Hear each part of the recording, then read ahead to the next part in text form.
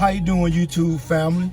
Today is Thursday, December 5th, 2024. It's your man, Big D, and I'm back with another one.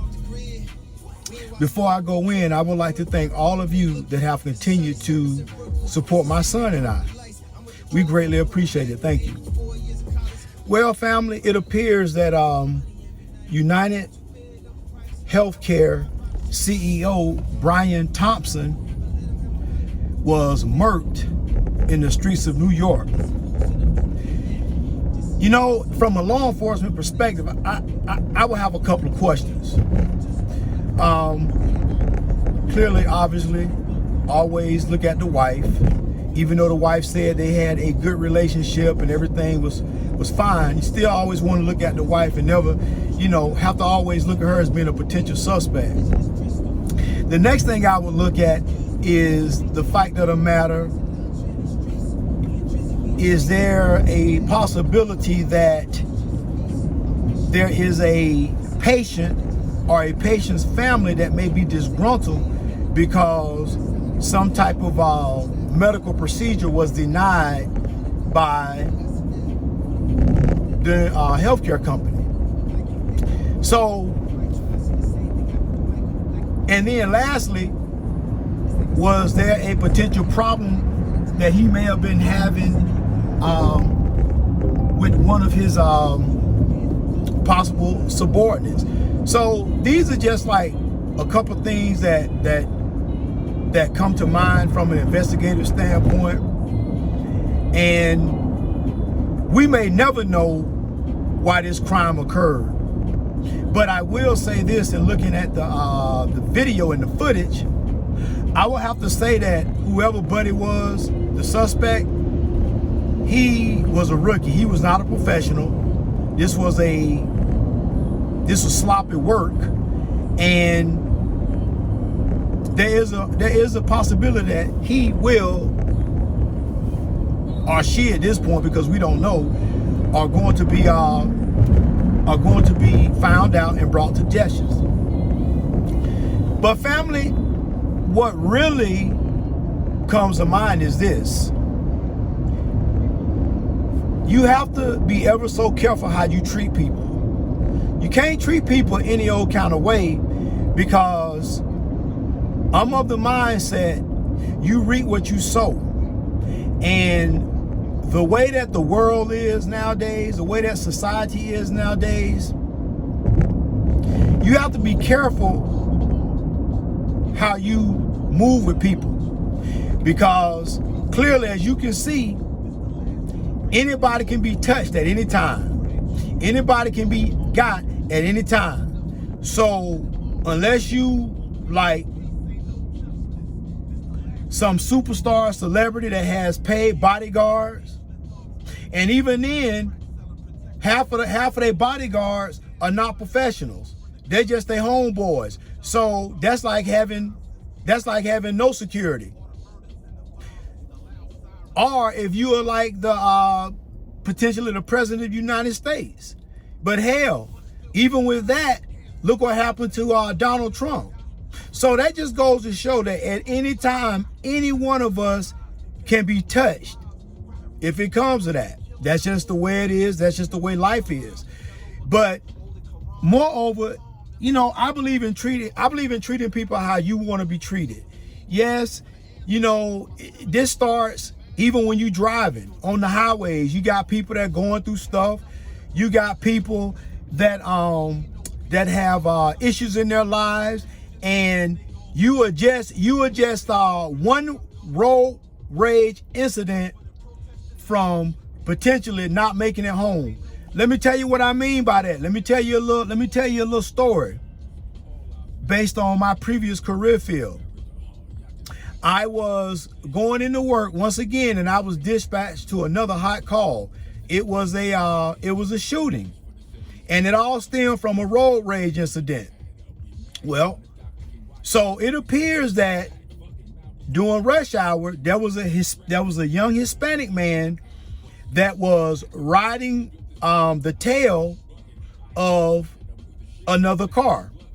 And he was just tailgating the guy. Now, mind you, family, you know, and it don't matter where you from, there's a such thing called rush hour. So it is what it is. You know, if you get off of work at a certain time or you leave your house at a certain time, you're going to be sitting in rush hour traffic.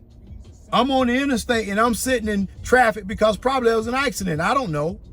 But nevertheless, this young Hispanic man kept tailgating the car in front of him. Lo and behold, the Hispanic man went around the car and pulled up alongside of the car. So at this point, the Hispanic man was on the in the outside lane, and the other car was to his immediate right. So at that point, we find out that there was a brother that he had been tailgating in the car. So this young Hispanic man, for whatever the reason, maybe he was having a bad day, maybe he was in a rush to get home because he found out that his neighbor was clapping his girl's cheeks. I don't know. But for whatever the reason, he was tailgating his brother. And obviously the brother couldn't go any faster because he's in rush hour traffic. So the Hispanic dude pulls around and he flashes a gun at the brother, points a gun at him. Well, obviously, if you driving and you see somebody riding your ass, and you know you can't go any faster, well, that tells you the guy that's behind you is a butthole. But nevertheless, nobody deserves to have a gun brandished at them. So obviously, the brother panicked a little bit. So as the story continues, they the lane that the Hispanic guy was in started to, he came along more traffic. So he changes lanes and then he gets back behind the brother's car. Well, now they come to a stoplight. And for whatever the reason, the Hispanic dude parked his car, got out of his car and walked up and started walking up to the brother's car. And it just so happens the brother was a concealed weapons carrier. He had a permit to carry a concealed firearm. So when that brother saw this Hispanic dude walking up to his driver's side door, knowing that this dude had just flashed a gun at him, a pistol, he turned around, he handled business. The Hispanic dude was struck a couple times.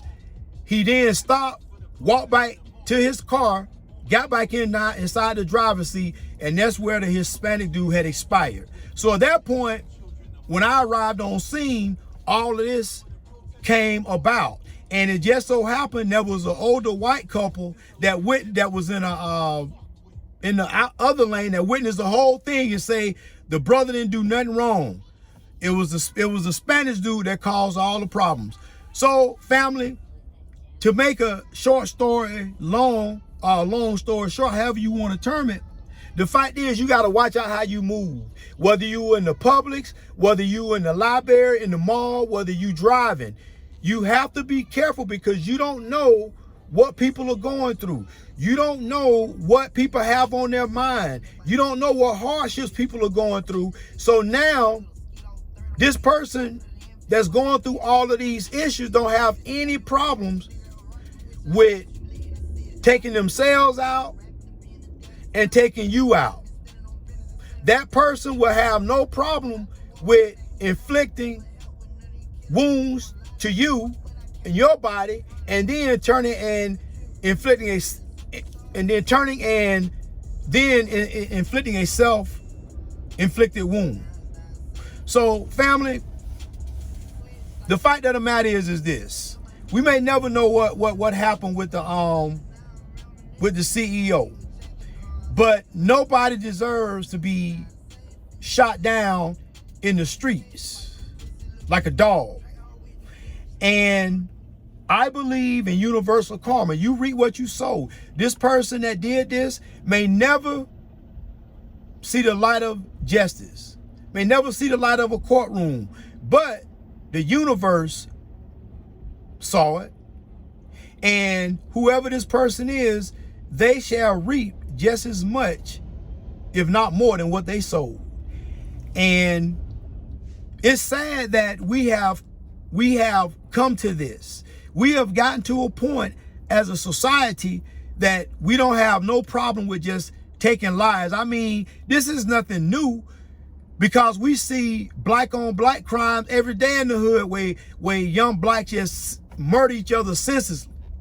But the problem is that when you start seeing this happen to affluent white men, now it makes you start wondering, like, well, what in the hell is going on?